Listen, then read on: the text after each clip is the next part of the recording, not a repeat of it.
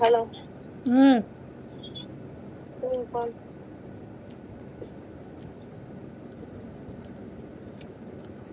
তুই ভাত খাইবা কোন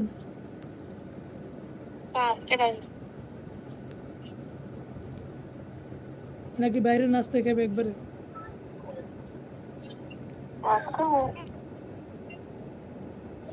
কথা হইলে আমার মনে হয়, তুই একদিন 2 দিন না খেয়ে থাকতে পারবি পারবো। বাহ বাহ বাহ আসলে মানে এটা আমার অভ্যাস হয়ে গেছে না। এই যে মাদ্রাসায় সকালে যাই না খাই, না দুপুরে তো খানা এই নেই অভ্যাস না, ভালো না আসরের সময় এসে খানা খাই, এটা লেগে অভ্যাস হয়ে গেছে।